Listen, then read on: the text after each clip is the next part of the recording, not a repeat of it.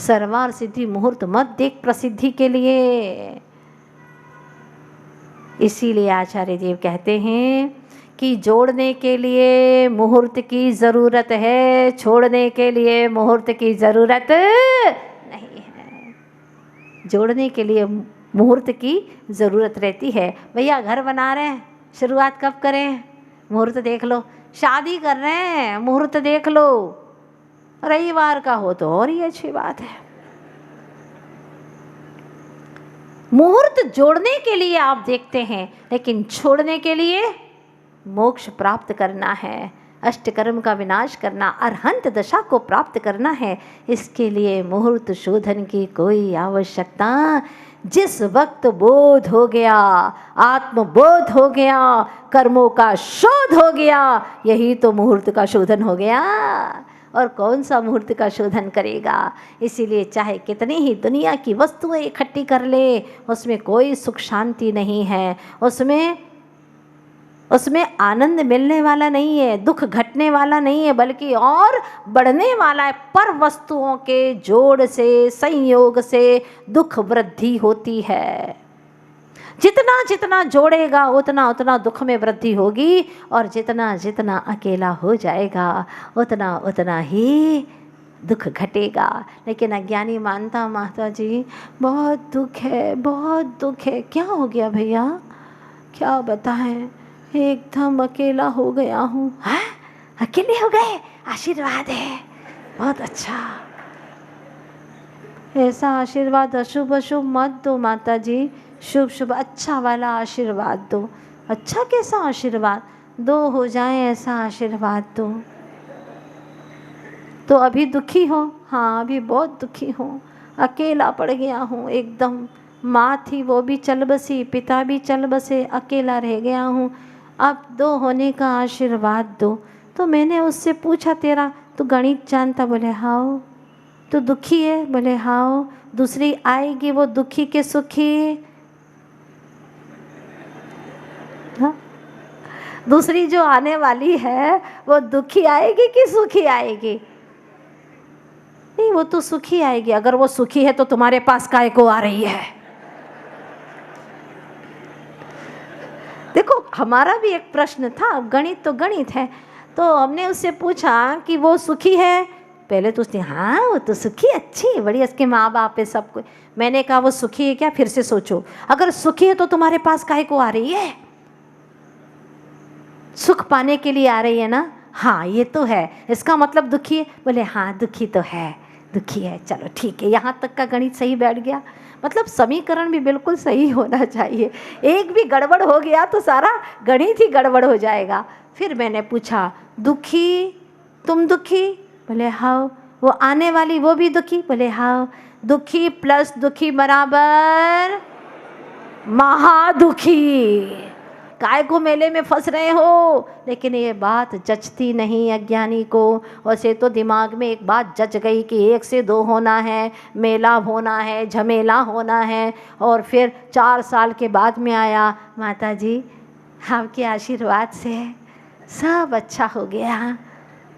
क्या अच्छा हो गया? अकेला था पहले और अब हो गए माता जी हम 2, और हमारे भी 2। अब क्या बोलूं मैं, बताओ। ऐसे लोग आते हैं, ये अपने ही बच्चे हैं माता जी, और क्या। क्योंकि हमारा आशीर्वाद जोड़ दिया ना उसके अंदर, हाँ वो भी ऐड कर दिया उसने। हे भगवान, कैसे समझाए उन्हें? वो समझने को कतई तैयार ही नहीं है, वो दिमाग में जाता ही नहीं है। वो सही समझ के लिए रास्ते बंद करके रखे हैं। जबकि सच यह है कि कल भी तू अकेला था, आज भी अकेला है। ये तेरी सोच है कि हम दो हो गए, और ऐसा चेहरा बनाता है जैसे कि कोई लंका जीत करके आ गया हो, 7 समंदर पार करके आ गया। बेटा पता चलेगा तुझे जब बच्चे बड़े होंगे। हाँ, एक से एक परेशानियाँ। और सच में अब जब वही लोग 20 साल के बाद में आए, बोले माता जी बहुत टेंशन में है। क्या हो गया? कितने सन हैं? बोले 1 ही सन है। लेकिन टेंशन में आ गए, क्या बात हो गई। बच्चा मानता ही नहीं है, कुसंगत में पड़ गया है, ड्रिंक करता है, पैसा बर्बाद कर रहा है, सट्टे में बर्बाद कर दिया, जितना कमाया मेरा तो घर भी गिरवी रह गया, रख दिया है, क्या करूं, बहुत परेशान हूं, आप ही समझा दो। मैंने कहा देखो, मैंने पहले ही तुमसे कहा था कि अकेले रहने में शांति है, तुमने झमेला इकट्ठा किया, अब तुम भरो, हम क्या कर सकते हैं इसके लिए। तुम 20 साल तक समझा नहीं पाए, मैं 20 सेकंड में क्या समझाऊंगी उसे। ये सच्चाई है, अकेले में जो शांति है वह झमेले में शांति नहीं है। जितना विकारी है उतना भिखारी है, जितना विकारी उतना भिखारी है, और विकारों से लबालब भरे पड़े हैं। तो अगर भिखारी और भिखारिन मिल भी गई तो कौन से सेठ करोड़पति बन जाएंगे, कौन सा दुख मिट जाएगा। दुख तो और लंबाईमान होगा, दुख और बढ़ता चला जाएगा। इससे बेटर यह है कि तू अकेला रहे, तेरा दुख कम नहीं है, अपना दुख घटा, देव शास्त्र और गुरु के समागम में आ, सच्ची समझ ला, तेरा दुख तेरे सही समझ से मिटेगा, सम्यक ज्ञान से तेरा दुख मिटने वाला है। आचार्य भगवान कहते हैं, और अगर तूने बिना समझे ना समझे कुछ त्याग भी कर दिया, घर बार का त्याग करके भी निकल गए, तो मोह घटने वाला नहीं है। ध्यान रखना, राग मिटने वाला नहीं है। घर भी छोड़ दिया लेकिन और राग को पकड़ लेगा और जीवों को रागी बना देगा। वितरागता के मार्ग पर चलने वाला नहीं है, भक्तों को बढ़ाएगा और बढ़ाएगा और बढ़ाएगा।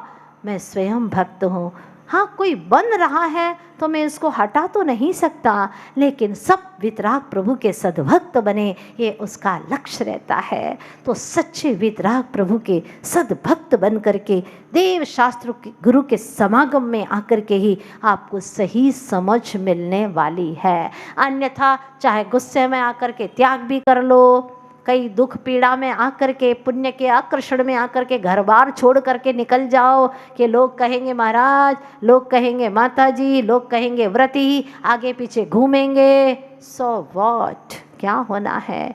एक व्यक्ति इंदौर शहर का, कहानी सुनिएगा, आपकी अपनी कहानी है। बगल में पोथी दबाए शहर के बाहर निकला, एक आम वृक्ष के नीचे बड़े बड़े आम लटक रहे थे, बड़ा खुश हुआ और वहीं पर खड़ा हो गया।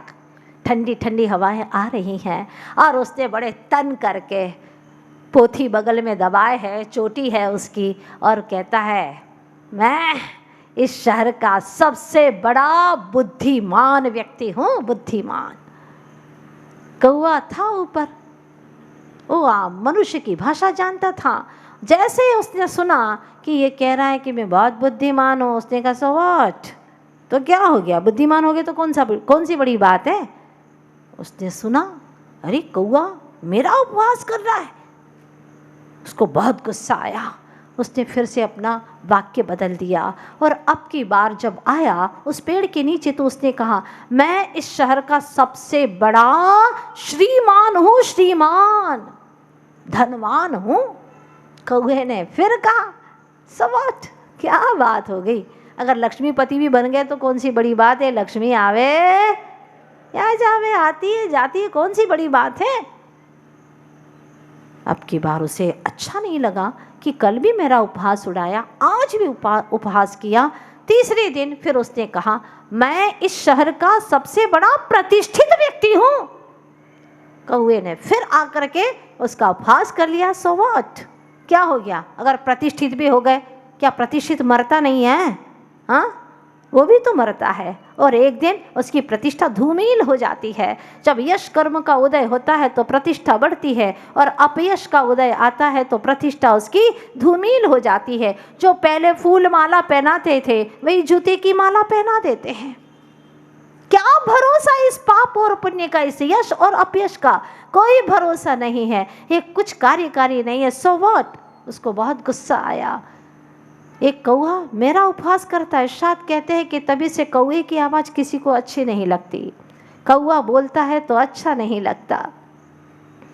तो चौथे दिन उसको बड़ा गुस्सा आया और जैसे ही वहाँ पर पहुँचा, कौआ भी आ गया था वहाँ पर, समय पर हाजिर हो गया था। अब की बार उसने सोचा कि सोच समझ करके बोलना पड़ेगा, मगर फिर क्या बोलूँ समझ में नहीं आ रहा। उसको आया बहुत गुस्सा कि ये तो बोलने की बिल्कुल ताक में, मैं बोलूं कि ये बोल उठेगा। उसने क्या किया, पोथी बगल से निकाली और वहाँ पर रख दी और कहा जोर से, आज से सारी चीज़ों का त्याग, लो सबका त्याग। कौए ने कहा सो वॉट, अगर गुस्से में आकर के त्याग भी कर दोगे तो क्या होने वाला है, कुछ नहीं। समझ करके त्याग करोगे तो तुम्हारा उद्धार होगा। गुस्से में आकर के प्रसिद्धि के लिए, मान बढ़ाई के लिए अगर तुमने त्याग भी कर दिया तो कुछ भी हासिल होने वाला नहीं है। तो आचार्य भगवान कुंद कुंद स्वामी कहते हैं, जो जीव अपने मिथ्यात्व को हटा करके सम्यक दर्शन, मिथ्या ज्ञान को हटा करके सम्यक ज्ञान और मिथ्या चारित्र को मिटा करके सम्यक चारित्र में लीन हो जाता है, उसी में रमण करता है, उसको स्व समय जानो। स्व समय का अर्थ अपना समय नहीं, अपने में लीन हो जाने का जो समय है वही स्व समय है। और जो पुद्गल कर्म में, उसके प्रदेशों में अर्थात कर्मों के साथ में बंधन होने का जो समय है वह सब पर समय है। इसकी बहुत गहरी व्याख्या है, बहुत अच्छा विषय है। मैं तो आपसे आज इतना ही कहना चाहती हूँ, समय हो गया है आपका कि अब जोड़ने का मुहूर्त तो आपने बहुत देखा है, अब छोड़ने का प्रयास करो। छांटो अपनी बुराइयों को, एक एक दोषों को, अनंत दोषों के भंडार हैं हम, एक भी दोष अभी तक मिटा नहीं है। 18 महादोषों में कोई दोष मिटा क्या? जन्म जरा क्षुधा तृषा, हाँ कोई भी दोष नहीं मिटा। फिर भी अगर कोई हमें कह दे तुम बहुत बड़े दोषी हो, हाँ तुम बहुत ही दुर्गुणी हो, तो गुस्सा आ जाता है हमें। आज से हम स्वीकार करेंगे कि हम दोषी हैं और इन दोषों को अवश्य मिटाएंगे और स्व समय में अपने आप में रहने का सफल पुरुषार्थ करेंगे, क्योंकि यही जीवन है जो हम अपना सम्यक पुरुषार्थ करके अपनी मंजिल को हासिल कर सकते हैं और एक अच्छा सा जीवन शादी अनंत काल तक के लिए सिद्धों सा जीवन व्यतीत कर सकते हैं। सिद्ध होकर के, सिद्धत्व को पा करके हम अपना जीवन आनंद में व्यतीत कर सकते हैं। अगर वो ही करना है तो स्व समय के करीब आओ, और नहीं चाहते हो तो अनंत काल से भटक ही रहे हैं, पर समय में ऐसे ही भटकते रहेंगे। तो याद रखिएगा कि छोड़ने के लिए कोई मुहूर्त जोड़ने की, देखने की ज़रूरत नहीं है। अब छोड़ने का समय आ गया है। मूर्ति बनाने के लिए कुछ जोड़ा नहीं जाता, भगवान बनाने के लिए पत्थर में कुछ जोड़ा नहीं जाता, वरन जो पत्थर अनावश्यक है उसको तराश करके निकाला जाता है। तो हमें भी कुछ ऐसा करना है कि पत्थर जो अनावश्यक तराश करके निकाल देते हैं, जो अनावश्यक बुराइयां हमारे भीतर में भर गई हैं, उसको निकालना है। अपने आप को एक आदर्श मान करके मत चलिएगा। अंतिम में ये पंक्तियां याद रखिएगा कि ज़माना खुद नुमाई का नहीं पछताओगे, ज़माना खुद नुमाई का नहीं पछताओगे, आईना बन के जिधर जाओगे फूट जाओगे। इसीलिए कहती हूँ आईना न बनो, एक पत्थर ही बनो। जब तराशे जाओगे, जब तराशे जाओगे तो भगवान हो जाओगे, भगवान हो जाओगे। बस यही कार्य हमें करना है। इन्हीं शुभकामनाओं के साथ में कि आज ये मानव के रूप में यहाँ इतने इंसान बैठे हैं, सब के सब अति शीघ्र ही भगवान अवस्था में दिखाई दें, यही शुभकामना है। हूँ चैतन्य चिदानंद धाम जानन देखन, निज से निज की हो पहचान।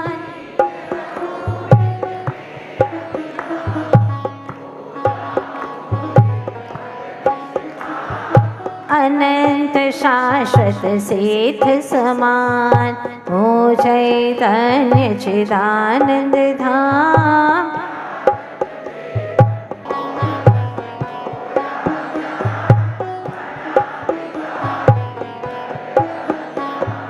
हो चैतन्य चिदानंद,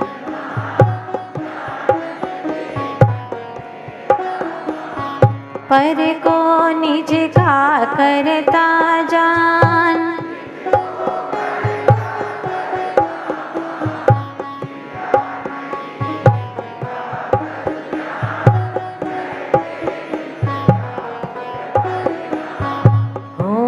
चैतन्य चिदानंद।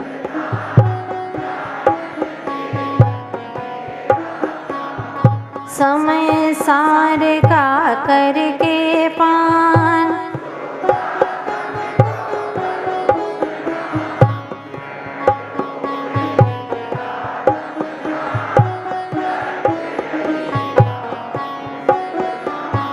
हूँ चैतन्य चिदानंद धाम। पूर्ण स्वयं में तू गुण खान, विद्या गुरु का कर गुणगान। हूँ चैतन्य चिदानंद धाम। श्री 2400 तीर्थंकर भगवान की, आचार्य गुरुदेव श्री विद्यासागर जी महाराज की।